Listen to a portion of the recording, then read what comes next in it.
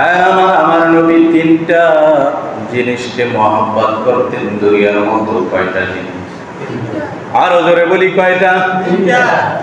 Number এক, নামাজ। নামাজ আমার নবীর বড় পছন্দের জিনিস। নামাজ পড়তে পড়তে সারা রাত পা মুবারক ফুলিয়ে যাইত। জোরে বলি সুবহানাল্লাহ। আমার নবীর ইন্তেকালের সময় কখনো হুশ কখনো বেহুশ। আম্মা জান আয়েশা বলেন, যখন জ্ঞান ফিরে আসে তখন আমার নবী বলে, সালাত সালাত। বাবারে, আমরা সুস্থ কিন্তু নামাজ পড়ি না। নামাজের গুরুত্ব আমাদের দিলের মতো নাই। আজকে জুমার দিন আজান হয়ে যাওয়ার পরেও যাদের দোকানপাট চলে, ব্যবসা বাণিজ্য চলে, কাজ চলে, আল্লাহ তাআলা বলছেন আজান হয়েছে, মসজিদের দিকে দৌড় দাও। কি করো? ইয়া আইয়ুহাল্লাযীনা আমানু ইযা নুদিয়া লিস-সালাতি মিন ইয়াউমিল জুমআহ ফাসআউ ইলা যিকরিল্লাহি ওয়া যারুল বাই'। আজান হয়েছে, আহ্বান করেছে, দোকানপাট বন্ধ করে দাও, এবার মসজিদের দিকে দৌড় দাও। আমাদের কাজ তখন হাতে থাকে, ইমাম যখন খুতবা পড়ে তখন আস্তে আস্তে আসে। আছে না নাই? এগুলা কি হালাল না হারাম? কথা কয় না। আজানের পরে বেচা কিনা হালাল না হারাম? আজানের পরে কাজ হালাল না হারাম? ভাইরা আমার, আল্লাহর যেহেতু হুকুম, মসজিদের দিকে চলে আসতে হবে। আল্লাহর রাসূল এই নামাজের গুরুত্ব দিয়েছেন অনেক। নামাজ পড়তে হবে হুজুরি করবে, নামাজ পড়তে হবে খুশুখুজু নিয়ে, নামাজ পড়তে হবে ধীর স্থির গতিতে। অনেক সময় অনুভব হয় আমি রুকু থেকে উঠছি, সেজদায় যাওয়ার আগে অনেক মুসল্লিরা সেজদায় চলিয়া যায়। আছে না নাই? কথা কয় না। নামাজ হয়েছে না গেছে? এত তারা কিসের? পেটে যদি ক্ষুধা লইয়া আসেন, খাইয়া আসবেন, ঠিক কিনা? মসজিদে আইসা তারা, চায়ের দোকানে তারা নাই, গল্প গুজবের আড্ডায় তারা নাই। যখন নাকি বৈশা বৈশা সিনেমা দেখে, বাসায় বৈশা স্টার জলসা আর জি বাংলা, তখন তারা নাই, কোনো তারা নাই। মসজিদে আসছে কিভাবে বের হবে, কার থেকে আগে কি বের হবে, পাল্লা শুরু হয়ে যায়। আছে না নাই? ভাইয়ের আমার, হযরত আলী রাদিয়াল্লাহু তাআলা জিহাদের ময়দানে পায়ের মধ্যে তীর ঢুকছে, গালালা তীর বর্ষির মতন বের করা যায় না। আমার দয়ার নবী ডাক দিয়ে বলেন, ও আমার সাহাবারা, যখন আমার আলী নামাজে দাঁড়ায়, আসসালাতু মিরাজুল মুমিনিন, নামাজ হলো একজন মুমিনের জন্য আল্লাহর সাথে মেরাজ বা দিদারের মতো। আলী রাদিয়াল্লাহু তাআলা নামাজে দাঁড়াইছে, কোন ফাঁকে তার পা থেকে তীর বের করছে সেটা তার খবরও নাই। এবার নামাজ যখন শেষ, সবাই বলে, আলী তোমার পায়ের তীর কোথায়? বলে, কোথায় গেছে? তীর তো ছিল, কই গেল? কেমন নামাজ পড়ছে, নামাজের শুরু থেকে শেষ পর্যন্ত তার দুনিয়ার কোনো খেয়াল নেই। মনে করে আমার বাউল আমার সামনে আছে। কে সামনে? সামনে কে? ভাইরা আমার, দুইজন সাহাবা, নবীজি বলছেন পাহাড়ের উপর তোমরা পাহাড় কাফেরেরা আক্রমণ করে কিনা। দুইজন সাহাবা বলে, আমরা যদি দুইজন একসাথে রাত্র যাপন করি হয়তো একজন ঘুমিয়ে পড়তে পারি, কাফেরেরা আক্রমণ করে দিবে, সুতরাং একজনে নিদ্রা যাও আর একজনে আমরা পাহারালি। যিনি নিদ্রা গেলেন, ঘুমায়া গেলেন, অপরজন দাঁড়াইয়া দাঁড়াইয়া এবার নামাজ শুরু করে দিলেন। নফল নামাজ, তাহাজ্জুদের নামাজ। এত তৃপ্তি সহকারে যখন নামাজ আদায় করে বাবা, পাহাড়ের পাদদেশ থেকে কাফেরেরা বলে, মনে মনে ভাবতেছে এটা কি কোনো গাছ না মানুষ, পরীক্ষা করার জন্য তীর ছুড়ল। তীর সাহাবার বক্ষের মধ্যে ঢুকে, এক পাশ দিয়ে ঢুকে আর এক পাশ দিয়ে বের হয়ে যায়, তারপর নামাজ ছাড়ে না। সুবহানাল্লাহ বলতেন। এভাবে করতে করতে অনেকগুলো তীর যখন ঢুকল, আল্লাহ নবীর সাহাবা মনে মনে ভাবতেছে, যদি আমি শহীদ হয়ে যাই, ইন্তেকাল হয়ে যাই, আমার দয়ার নবী আক্রান্ত হয়ে যাবে। নাইলে ওই নবীর সাহাবী নামাজ ছাড়তেন না। এবার ডাক দিয়া বলেন, ও সাহাবী তাড়াতাড়ি উঠো, নবীকে সংবাদ জানাও কাফিরেরা আক্রমণ করেছে। এটা হলো সাহাবাদের নামাজ, ঠিক কিনা? নামাজ ধ্যান ও খেয়ালের সাথে আদায় করো, খুশু খুজুর সাথে আদায় করো, ধীরে স্থির ভাবে নামাজ আদায় করো। জিকির করো, সেটাও ধীরে স্থির ভাবে, এমন ভাবে জিকির করো যেন তুমি আমার মাওলাকে দেখতে ডাকো। সুবহানাল্লাহ। অনেক সময় দেখা যায় আমিও জিকিরে বসলে আইসা ডাকতে থাকি, হুজুর একটা মাসলা জিজ্ঞাবো। মাসলা জিজ্ঞানের আর টাইম পান না। জিকিরের সময় আপনি ডিস্টার্ব করবেন না, সকাল আর সন্ধ্যায়, মাগরিবের পর এবং এশারের পরে। একজনের নামাজে দাঁড়াইছে, আপনি যাই কবেন মাসলা জিগাই, হুজুর থামেন, কথা কয় না। আপনার যতই প্রয়োজন আপনি অন্য সময় করেন, ইবাদত করতেছেন, ডিস্টার্ব করেন কেন? কথা বলেন। একটা মানুষ সে ইবাদত করতেছে, আপনি যাই সেখানে ডিস্টার্ব করতেছেন। যেই ধ্যান ও খেয়াল, যেই খুশুখুজু, ওইটা থাকবে একটু পর। আল্লাহ নবী মুসা আলাইহিস সালাতু ওয়াস সালাম যাইতেছে, দেখে এক রাখাল আল্লাহর আশিক হইতে হইতে এক পর্যায়ে এমন ভাবে মুরাকাবা মুশাহাদার আলোতে বলতেছে, আল্লাহ তোমাকে যদি আমি পাইতাম এই বকরির দুধ দহন করিয়া খাওয়াইতাম, নাউজুবিল্লাহ বলি, তোমারে যদি আমি পাইতাম আল্লাহ, তোমার মাথার চুল আঁচড়াই দিতাম, জাইতুনের তেল ব্যবহার করতাম। এভাবে বলতেছে পাগলের মতো। মুসা আলাইহিস সালাতু ওয়াস সালাম ধমক দিয়ে বলতেছে, রামগো, আমার মাওলার কি মাথা আছে নাকি? আমার মাওলার কি চুল আছে নাকি? আমার মাওলার কি খাবারের প্রয়োজন হয়? কেন শিরিক করলা? ধমক দিয়ে দিলেন। এবার ওই রাখালের ধ্যান খেয়াল ভঙ্গ হয়ে গেল। এবার ডাক দিয়া বলে, আর বলে, আমার মাওলা রে, আপনারে বুঝে আমি পাইলাম না। ভাইরা আমার, আল্লাহ তাআলা ওহী নাযিল করলেন, ওহী আমার সুয়ে মুসার খোদা বান্দায়ে মারা চেরা কর দে জুদা। আল্লাহ তাআলা ডাক দিয়া বলেন, ও জামানার নবী মুসা, আমি দুনিয়ার মধ্যে পাঠাইছি তোমাকে আমি পথ ভোলা বান্দা বান্দিকে আমি আল্লাহর সাথে জোড়াই দেওয়ার জন্য। যেই বান্দা আমি আল্লাহর সাথে জোড়ানো, তাকে কেন তুমি আলাদা করলা? সুবহানাল্লাহ বলি। একজন নবী পর্যন্ত খবর রাখে না, একজন সাধারণ রাখালের সাথে আমার মালিকের কি সম্পর্ক? এবার ডাক দিয়া বলে, ও রাখাল, তুমি যেই কথাগুলো বলতেছিলে ওইগুলো আবার বলো। আমার মালিক আল্লাহ বড় পছন্দ করে। বলে, হুজুর সেই অবস্থা এখন আর আমার নাই। আমি মুরাকাবার হালতে আল্লাহু আকবার, আল্লাহ পাকের ৭০,০০০ নূরের পর্দার চতুর্দিকে ঘুরতে আসিলাম।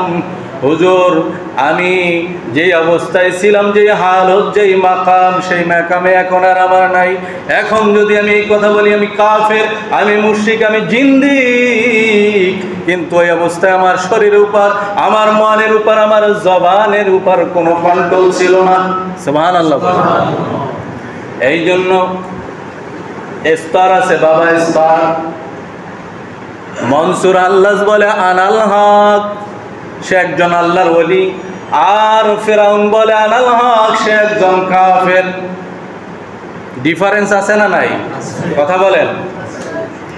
মনসুর আল্লাহ বলে আনাল হক, আমার মাওলার প্রেমে বিলীন হইয়া ওয়াজদ হালে সে বলতেছে আনাল হক। আনা মানে আমি, হক মানে সত্য, মানে তার মানে আমি সত্য, আল্লাহর গোলাম। আমার মাওলা সত্য না মিথ্যা? হে কোরআন সত্য না মিথ্যা? আর ফিরাউন বলে আনাল হক, মানে আমি খোদা। এর মধ্যে ডিফারেন্স আছে না নাই? সব হল অন্তরের বিষয়। আপনার নিয়াত গুণে বরকত হবে। ইন্নামাল আমালু বিন্নিয়াত। ভাইয়ের আমার, আমি যে কথা বলতেছিলাম, দ্বিতীয় নাম্বার, ১ নাম্বার পছন্দ কি আমার নবীর? ১ নাম্বার পছন্দ কি? নামাজ। এইমাত্র কইলাম, ভুলে গেছেন। ১ নাম্বার পছন্দ কি? নামাজ ছাড়া যাবে?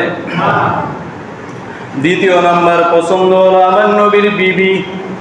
কি পছন্দ? আমার নবীজির 9টা থেকে 11 জন আম্মাজান, আমাদের আম্মাজান ছিলেন, বিবি ছিলেন 9 জন। কয়জন? কতজন? তারা হইল আমাদের মা উম্মুল মুমিনিন বা উম্মাহাতুল মুমিনিন, ঠিক কিনা? ভাইয়ের আমার, বন্ধুরা আমার, বাবারা, অনেক নাস্তিকেরা বলে, অনেক কাফেরেরা বলে মুহাম্মাদুর রাসূলুল্লাহ বহু নারীতে আসক্ত। জোরে বল নাউজুবিল্লাহ। আরো জোরে বলি নাউজুবিল্লাহ। এরা মুসলমান না কাফের? আরো জোরে কান। ভাইয়ের আমার, আমার নবী একমাত্র কুমারী স্ত্রী হযরত আয়েশা রাদিয়াল্লাহু তাআলা, আর সব হলো বিধবা। বেশিরভাগই বয়স বেশি ছিল, বয়স। তাইলে একজন বয়স্কা নারীকে কেন আমার নবী বিবাহ করছেন? কোন শরীর কারণ ছাড়া, কোন রাজনৈতিক কারণ ছাড়া বা ধর্মীয় কারণ ছাড়া। কথা কয় না? হ্যাঁ, আমার নবীর চরিত্র নিয়ে যারা আঙ্গুল তোলে, আল্লাহ তাআলা বলেন ওয়াতুল্লিম বাদা যালিকা জানিম, ওরা হলো জারর সন্তান। সুবহানাল্লাহ কয় না? কে বলছেন? কে?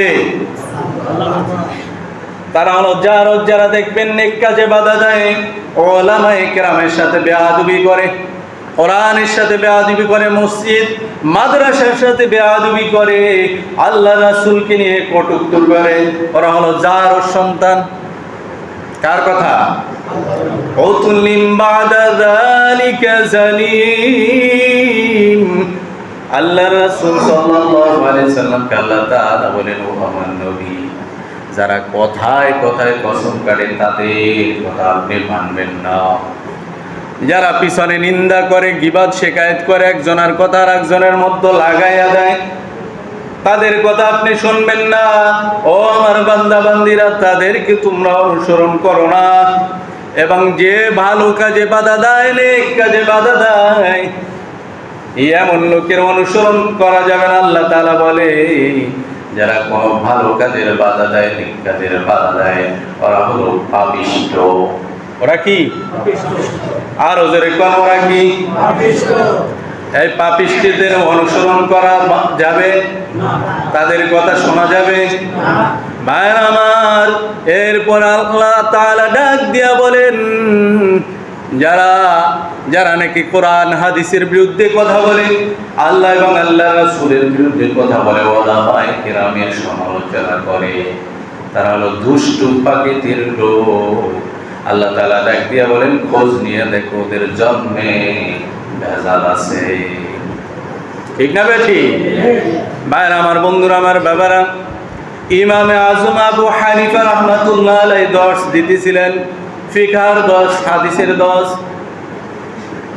শতে শতে হাজার হাজার আলেমেরা তার ছাত্র। মাঠের মধ্যে উনি ওনার চেয়ারে গদির মধ্যে বসে দেখবেন, যারা শাইখুল হাদিস, বিশাল একটা সিংহাসন থাকে তাদের সামনে, এরকম বিশাল কাঠগাড়া দেওয়া থাকে। ইউটিউবে সার্চ দিয়ে দেখবেন, বড় বড় বাদশারা যেই চেয়ারে সিংহাসনে বসে, এমন একটা সিংহাসন থাকে একজন শাইখুল হাদিসের জন্য। আলহামদুলিল্লাহ বলেন। এভাবে উনি যখন দর্শ দিতেছিলেন, হঠাৎ করে কিছু ছেলে পেলে খেলাধুলা করে ওদের বল আইসা মাঠের মতো ঢুকে গেছে। এখন কেউ যাইতে সাহস পায় না। ইমাম আজম আবু হানিফা সহ হাজারো আলেমদের ভিতর থেকে ওই বলটা আনার জন্য, কিন্তু একটা ছেলে হুট করে মানুষের ডিঙ্গাইয়া বলটা নিয়ে গেল। এবার ইমাম আজম আবু হানিফা রাহমাতুল্লাহ আলাইহি বলেন, খোঁজ নিয়ে দেখ ওই ছেলেটা জারজ। নাউজুবিল্লাহ বলেন। এবার কয়, হুজুর আপনি কেমনে বুঝলেন? ওর তো পরিচয় জানেন না। কয়, তুমি খোঁজ নিয়ে দেখো, এটা আমার মাওলার কালামের ঘোষণা। কারণ এতগুলো উলামায়ে কেরাম, এতগুলো হাদিসের কিতাব ও ডিঙ্গায় বেয়াদবি করে এখান থেকে ওদের খেলনা নিয়ে গেল। ওর জন্মে ভেজাল আছে, খোঁজ নাও। খোঁজ নিয়ে জানা গেল ওটা কোনো সাধারণ মানুষের সন্তান না, একজন পতিতার সন্তান। নাউজুবিল্লাহ। তো যে কোরআনের বিরুদ্ধে কথা বলবে, ইসলামের বিরুদ্ধে আঙ্গুল তুলবে, বোঝা যাবে 100% তার জন্মের সমস্যা। রাগ হইতেছেন? ভাইয়ের আমার, যারা আমার নবীর চরিত্র নিয়ে কথা বলে, আমার মাওলা তার আমার বিশ্ব নবীর চরিত্রের সার্টিফিকেট দিলেন, ওয়া ইন্নাকা লাআলা খুলুকিন আযীম, নিশ্চয় তুমি মহান চরিত্রের অধিকারী। দেখেন আমার নবীর একজন বয়স্কা স্ত্রীর নাম সাউদা রাদিয়াল্লাহু তাআলা, তাকে বিবাহ করেছিলেন আম্মা জান ফাতেমা রাদিয়াল্লাহু তাআলা, তার দেখাশোনার জন্য, লালন পালনের জন্য। কারণ যখন আম্মা জান খাদিজা রাদিয়াল্লাহু তাআলা ইন্তেকাল করেন তখন খুব ছোট ছিলেন। ফাতেমা রাদিয়াল্লাহু তাআলা ৬০-৬৫ বছরের একজন নারী, তার জন্য আমার নবী রাত্র বন্টন করতেন। সুবহানাল্লাহ বলি, তার কাছে কি আশা করা যায়? কিন্তু আমার নবীর কত বড় ইনসাফ, ৯ জন বিবি, প্রত্যেকের জন্য এক এক দিন রাত্র বন্টন করতেন। সুবহানাল্লাহ বলি। দেখা যায় 2 বিয়ে করছে, উম্মতে মুহাম্মাদি, ছোট বউ একটু সুন্দর, তার আদর আপ্যায়ন অভাব নাই, যা চাই তাই হাজির, কিন্তু পূর্বের বউয়ের খবর নেয় না, আছে না নাই? এই সমস্ত মানুষ কিয়ামতের ময়দানে প্রতিবন্ধী হয়ে উঠবে, ল্যাংড়া লুলা হয়ে উঠবে, তার শরীরে বিভিন্ন সমস্যা থাকবে। নাউজুবিল্লাহ বলি। ভাইরা আমার, বন্ধুরা আমার, বাবারা, একজন জাহান্নামী নারী 4 জন পুরুষকে জাহান্নামে নিয়ে যাবে। কয়জন? আরো জোরে কোন কয়জন? 1 নম্বরে তার বাবা জান্নাতে রওনা দিছে। বাবা তো মাশাআল্লাহ সুন্নাত তরিকায় চলে, 5 ওয়াক্ত নামাজ জামাতে পড়ে, কোন শরীয়তের খেলাফ নাই, কিন্তু মেয়ের খবর নেয় নাই। মেয়ে বেগানাদের সাথে আড্ডা দিয়েছে, বেপর্দায় চলেছে, মাথায় কাপড় নাই, বুকে কাপড় নাই, শালীন পোশাক নাই, বোরকা পরে নাই, কিন্তু ওই মেয়ের কোনো খোঁজ খবর নাই। ওই পুরুষটা হইল দাউস। ওই পুরুষটা কি? ভাই আমার, বন্ধুরা আমার, বাবারা, আল্লাহর হাবিব বলেন এই দাউসদের জন্য জান্নাত হারাম। নাউজুবিল্লাহ। ভাইরা আমার, বন্ধুরা আমার, বাবারা, এবার ওই মেয়ে ডাক দিয়া বলবে, আল্লাহ, আমার বাবাকে নিয়েই আমি জাহান্নামে যাব। এবার বাবাকে হাজির করা হবে, বলবে, মা, তোর শান্তির জন্য কত কষ্ট করেছি, যা চাইছো তাই দিছি। এবার মেয়ে বলবে, বাবা, যা চাইছি সব দিছ, কিন্তু আমাকে ধর্ম শিক্ষা দাও নাই, আমার নামাজ শিক্ষা দাও নাই, পর্দা পুশিদা শিক্ষা দাও নাই। এবার ওই বাবার বুকের মধ্যে চড়িয়া ওই সন্তান বাবাকে নিয়ে জাহান্নামে যাবে। জোরে বলি নাউজুবিল্লাহ, আর জোরে বলি নাউজুবিল্লাহ। 2 নম্বর একজন জাহান্নামী নারী যখন জাহান্নামে রওনা দিবে, বলবে, আমার বড় ভাই কোথায়, যে আমাকে শাসন করে নাই, বহু আদর যত্ন করেছে, যা চেয়েছি তাই দিয়েছে, বড় মহাব্বত করত, কিন্তু আমাকে ধর্ম শিক্ষা দেয় নাই, ইসলাম শিখায় নাই, নামাজ রোজা হজ যাকাত শিখায় নাই, পর্দা শিখায় নাই, স্বামীর খেদমত শিখায় নাই, কোরআন শিখায় নাই, দান সদকা শিখায় নাই। আজকে ওই বড় ভাইকে নিয়ে জাহান্নামে যাবে। নাউজুবিল্লাহ কর। ভাইরা আমার, 3 নাম্বার হলো স্বামী। স্বামী বলবে, তোমার জন্য প্রবাস জীবন, বড় কষ্ট করেছি আমি প্রবাসে, বাড়ি করে দিয়েছি তোমাকে, গাড়ি করে দিয়েছি, তোমার অর্নামেন্টস দিয়েছি, স্বর্ণগণ্য ভরি ভরি, তোমাকে শাড়ি দিয়েছি, যা চেয়েছো টাকা পয়সা, তোমার মনের বিরুদ্ধে আমি কিছুই করি নাই। বলবে, তুমি সব দিছ, কিন্তু তুমি আমাকে ধর্মীয় বুঝ দাও নাই, ইসলামের কথা বলো নাই, কোরআনের কথা বলো নাই, হাদিসের কথা বলো নাই। বাবা ওই স্বামীকে নিয়ে জাহান্নামে রওনা। নাউজুবিল্লাহ। ভাইরা আমার, এবার 4 নাম্বার আপনার ছেলে।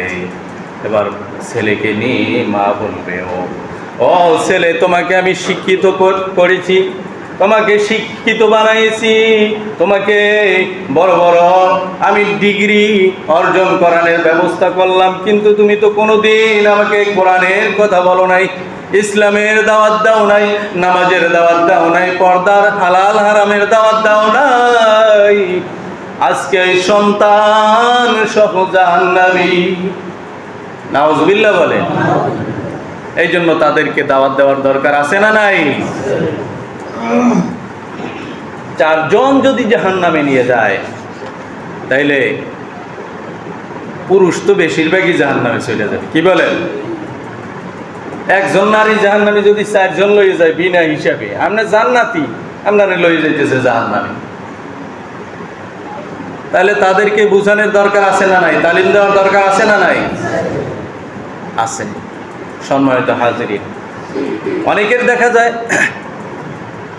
আপনার অধীনে আপনার বিবি আছে, আপনার ছেলে মেয়ে আছে, আপনার মা আছে, প্রত্যেকে আপনার আপনজন, প্রত্যেকের হক আপনার উপর যেমন তাদের উপরও আপনার হক আছে, আপনার উপরও তাদের হক আছে না নাই?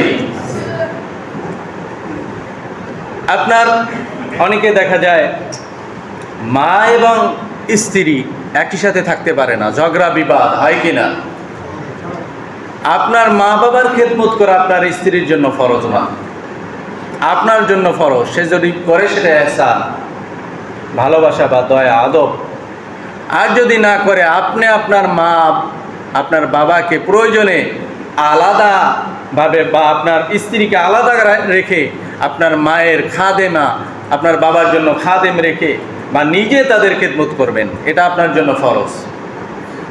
প্রয়োজনে আপনার বিবিকেও ঠিক রাখতে হবে, আপনার মাকেও ঠিক রাখতে হবে। ঠিক কিনা বলেন? ভাই আমার, অনেকে দেখা যায় স্বামী স্ত্রীর সাথে গ্যাঞ্জাম হইলেই স্ত্রীর গায়ে হাত উঠায়, আছে না নাই? বিদমভাবে মারপিট করেন। কিন্তু আপনি স্ত্রীকে শাসন করবেন, কোরআনের কথা বলবেন, হাদিসের কথা বলবেন। আল্লাহ রাসূলের বিবিরে কয়দিন পিড়াইছে? কথা কয় না? পিড়াইছে, মারছে। তাহলে আপনি নবীর উম্মত, আপনি বউরে পিডেন কেন?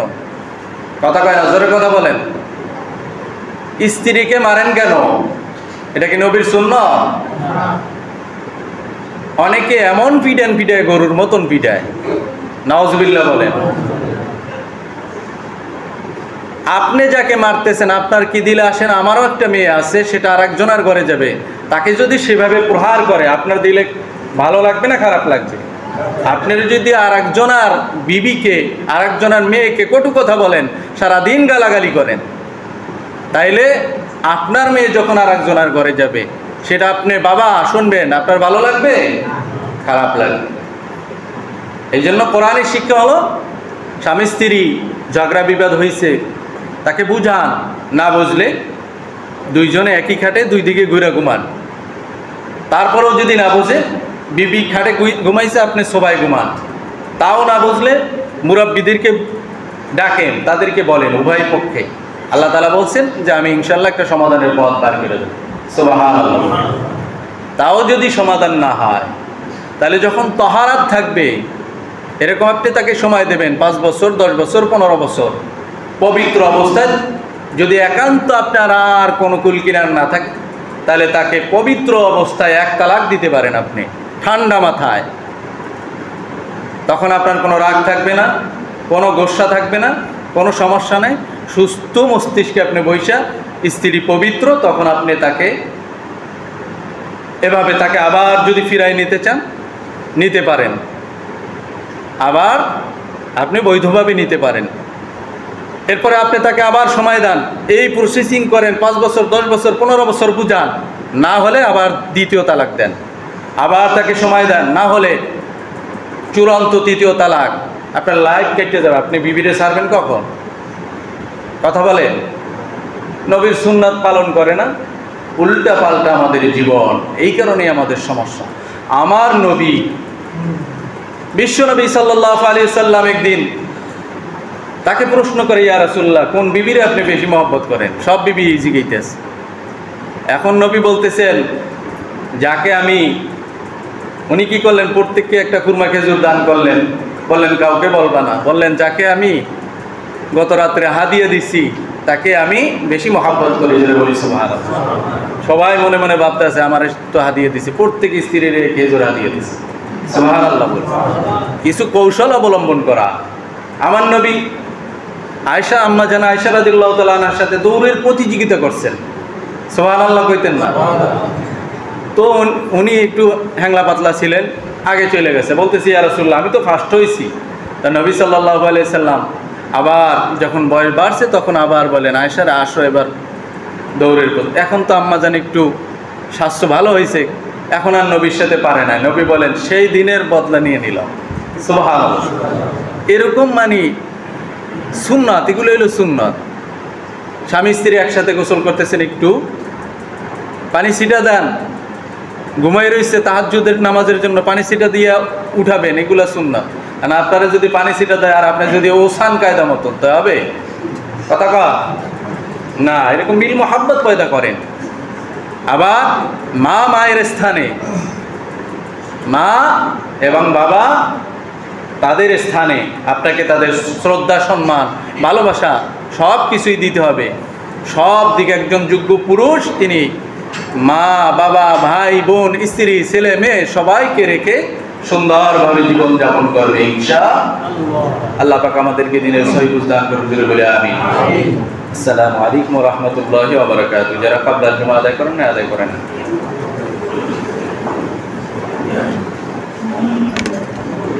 اللهم صل على سيدنا ونبينا وشفيعنا وحبيبنا ومولانا محمد صلى الله عليه وعلى آله وأصحابه وبارك وسلم. وقال شاعر محمد هرگزنا گفتا তানা গুফতা জিবরাইল জিবরাইল হরগিজনা গুফতা তানা গুফতা ফুজলিল বালাগাল উলা বিকামালিহি কাশাফাত দুজা বিজামালিহি حسنت جميع خصاله صلوا عليه وآله بلغ العلا بكماله كشف الضجى بجماله حسنت جميع خصاله صلوا. الحمد لله আল্লাহ পাক রব্বুল আলামিনের দরবারে শুকরে একবার কালিমাতুল শুকর আদায় করি আলহামদুলিল্লাহ। আল্লাহ রাসূল সাল্লাল্লাহু আলাইহি সাল্লামের প্রতি দরুদ পড়লে প্রত্যেকটি দরুদে 10টি করে আল্লাহ তাআলা নেকি দান করেন, সুবহানাল্লাহ। 10টি করে গুনাহ মাফ হয়ে যায়, সুবহানাল্লাহ। আপনার মর্তবা জান্নাতের মধ্যে 10 গুণ বৃদ্ধি পেয়ে যায়, সুবহানাল্লাহ। এজন্য বেশি বেশি করে দরুদ পড়া যখন পড়ব একটু আওয়াজ দিয়ে পড়ার চেষ্টা করব, কারণ নবীর মহব্বত আমাদের দিলে আছে না নাই? আমরা নবীকে ভালোবাসি কিনা, আমরা নবীকে মহব্বত করি কিনা, আমরা নবীর সুন্নত আদর্শ আমাদের ব্যক্তিগত জীবন, পারিবারিক, সামাজিক, রাষ্ট্রীয় পর্যায়ে আমরা বাস্তবায়ন করতে যদি চাই, নবীর মহব্বত ভালোবাসা দিলের মধ্যে থাকতে হবে, ঠিক কিনা বলুন? নবীজি প্রত্যেকটি কথা বলেছেন সেটা বিশ্বাস করতে হবে, যেটা আল্লাহ রাসূল সাল্লাল্লাহু আলাইহি সাল্লাম যা বলেছেন সব সত্য। আল্লাহ রাসূলের কোনো কথা মিথ্যা হয়েছে বা হবে এমন কোনো সংশয় আছে নাকি? আল্লাহ হাবিব জনাব মুহাম্মদুর রাসূলুল্লাহ সাল্লাল্লাহু আলাইহি সাল্লাম বললেন, ও আমার সাহাবারা, 2 লক্ষের অধিকে রোমান সৈন্যরা মোতার প্রান্তরে জড়ো হয়েছে। তোমরা কারা কারা জিহাদের ময়দানে ইসলামকে রক্ষার জন্য তোমরা তোমাদের সর্বোচ্চ জীবন পর্যন্ত কোরবানি দিতে রাজি আছো? 3000 সাহাবার একটা কাফেলা দাঁড়িয়ে গেল। বললেন এর নেতৃত্ব দেবে আমার পালিত ছেলে যায়েদ রাদিয়াল্লাহু তাআলা। আল্লাহ রাসূল বললেন যে যায়েদ শহীদ হওয়ার পরে এই ঝান্ডা ধরবে হযরত জাফর রাদিয়াল্লাহু তাআলা, আমার চাচাতো ভাই আলী রাদিয়াল্লাহু তাআলার বড় ভাই। সুবহানাল্লাহ বললেন আলী রাদিয়াল্লাহু তাআলার বড় ভাইয়ের কথা। জাফর শাহাদাত বরণ করার পরে এর ঝান্ডা ধরবে। সদ্য বিবাহিত, এখন পর্যন্ত বাসর ঘর হয় নাই, বিবাহ করে কেবল নিয়ে আসছে। ডাক করে গেছে সেই মুসলিম সেনাপতি আব্দুল্লাহ ইবনে রওয়াহা রাদিয়াল্লাহু তাআলা। বললেন সেও শাহাদাত বরণ করবে। তারপরে মুসলমানরা পরামর্শ করে নতুন আমির নিযুক্ত করবে। সুবহানাল্লাহ। দেখা গেল আল্লাহ রাসূলের কথার প্রতি সাহাবায়ে কেরামের বিশ্বাস যে আল্লাহ রাসূল যেহেতু বইলে ফেলাইছে এটা আর ফেরত যাবে না। আমার ভাইরা, আমার বন্ধুরা, আমার বাবারা, নবীর প্রতি কতটা ভালোবাসা, আল্লাহ রাসূল সাল্লাল্লাহু আলাইহি ওয়াসাল্লামের প্রতি কতটা আবদ্ধ। এবার ডাক দিয়া বলে, জায়েদ ইয়া রাসূলুল্লাহ, ইয়া হাবিবাল্লাহ, আপনি আমাকে জিহাদে যাবার জন্য অনুমতি দিয়েছেন, প্রথম সেনাপতি নিযুক্ত করেছেন, যেহেতু আপনি আমার পালিত বাবা, আপনি আমাকে অর্ডার দিয়েছেন, আমার অনুমতি নেওয়ার কোনো প্রয়োজন নেই। ভাইরা, আমার বন্ধুরা, আমার বাবারা, এবার জাফর রাদিয়াল্লাহু তাআলা যখন বাড়িতে যায়, ছোট্ট ছোট্ট তার ছেলেমেয়েরা তাকে জড়াইয়া ধইরা কান্না করে। জাফর রাদিয়াল্লাহু তাআলা তাড়াতাড়ি তাদেরকে ছাড়িয়ে বিবির কাছ থেকে বিদায় নেয়। এবার ওয়ানা দিয়ে ডাক দিয়া বলে, ও বিবি, চললাম জিহাদের ময়দান। আল্লাহ রাসূল বলেছেন আমি শাহাদাত বরণ করব, আর দুনিয়ায় দেখা হবে না, দেখা হবে হাশরের ময়দান। ভাইরা আমার, নতুন বিবাহ করেছে মদিনার সুন্দরী নারী, ডাগর চক্ষু বিশিষ্ট উঁচু বংশের নারী আব্দুল্লাহ ইবনে রাওয়াহা রাদিয়াল্লাহু তাআলা আনহু। এবার তার বিবি কোরআন তেলাওয়াত করে সালাম দিলেন। বলে, কে? বলে, আমি তোমার প্রিয়, তোমার স্বামী। বলে, স্বামী আপনি ঘরে আসেন। বলে, ঘরে আমি আসবো না, আল্লাহ রাসূল আমাকে জিহাদের ময়দানে সেনাপতি নিযুক্ত করেছেন, আর বলেছেন আমি নাকি শাহাদাত বরণ করব। অপ্রিয়তমা স্ত্রী, তুমি আমাকে দাবি ছাড়িয়া দাও, বিদায় দাও, দুনিয়ায় আর বুঝি দেখা হবে না। স্ত্রী বারবার অনুরোধ করে, আপনি একবার ভিতরে আসেন, আপনার সাথে বিবাহ হইল, আপনাকে আমি চিনিও না, দেখলাম না, কিয়ামতের ময়দানে কিভাবে আমি আপনাকে চিনব? বাবার এবার আব্দুল্লাহ রাদিয়াল্লাহু তাআলা ডাক দিয়া বলে, ও স্ত্রী, তুমি যদি ধৈর্য ধারণ করতে পারো আর আল্লাহর হুকুম নবীর তরিকায় চলিয়া দুনিয়া গুজরান করতে পারো, ও আমার বিবি সাহেব, দুনিয়ায় পরিচয় হওয়ার কোনো দরকার নাই, কিয়ামতের ময়দানে আমার মাওলা পরিচয় করাই দেবে।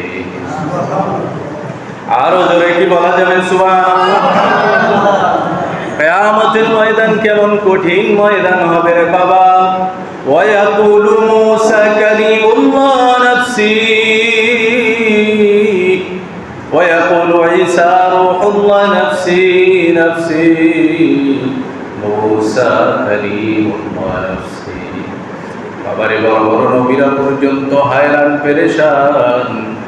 ওই কঠিন ময়দানে নবীজি যদি সাফায়াত পাইতে চাও, যদি নবীর হাতে হাউজে কাউসারের পানি পিলাইতে চাও, পান করতে চাও, নবীর সুন্নাত, নবীর মহব্বত দিলের মধ্যে থাকার দরকার আছে না নাই? কিয়ামতের ময়দানে যেদিন আধা বিগত করে সূর্য ফেনা উঠবে, মাথার গিলগুলি টাস টাস করিয়া ভাতের মতন টকবক করে ফুটবে, পায়ের পদস্থল থেকে মোমবাতির মতন গলবে। ওই কঠিন মুহূর্তে একটা নেকির জন্য বাবা পরিচয় দেবে না, তোমার বিবিও পরিচয় দেবে না, মা বাবা পরিচয় দেবে না, সন্তান বলতে কেউ পরিচয় দেবে না, সবাই তোমার থেকে ভাগবে। বাবারে, ওই কঠিন মুহূর্তে যদি নবী বলে সকাল দূর হয়ে যা,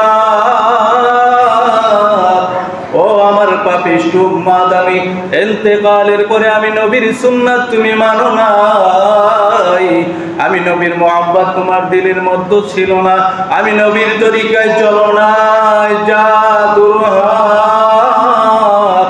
ওর মতন পাপিষ্ঠ, ওর মতন হতভাগার দুনিয়ায় হইতে পারে না, ঠিক না? ঠিক।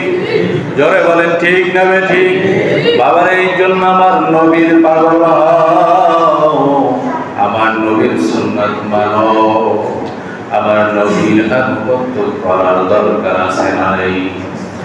আল্লাহর হাবিব বলেন, কোন ব্যক্তি যদি দোয়া করে, ইয়া আল্লাহ কিয়ামতের ময়দানে আপনার যে আরশ কুরসি হবে, তার পাশের যে চেয়ারটা হবে, যে স্থান হবে, মাকামে মাহমুদ, সেই সবচেয়ে দ্বিতীয় সম্মানিত স্থান, সেটা আমার নবী মুহাম্মদুর রাসূলুল্লাহ সাল্লাল্লাহু আলাইহি ওয়াসাল্লামকে দান করো। আমরা জানে দোয়া করি না নাই? আছে না নাই? মাকাম মাহমুদা দোয়া করি কিনা? যেই বান্দাই দোয়া করবে, আল্লাহর হাবিব বলে কিয়ামতে আমি হাবিব তার জন্য শাফায়াত করব। আজানের দোয়া পড়ার দরকার আছে না নাই? ভাইরা আমার, বন্ধুরা আমার, বাবারা আমার, নবী প্রত্যেকটি সুন্নাত, প্রত্যেকটি কাজ উম্মতের জন্য আদর্শ, ঠিক কিনা? আল্লাহ তাআলা বলেন, ওয়া ইন্নাকা লাআলা খুলুকিন আযীম, তুমি নিশ্চয় মহান চরিত্রের অধিকারী। সুবহানাল্লাহ।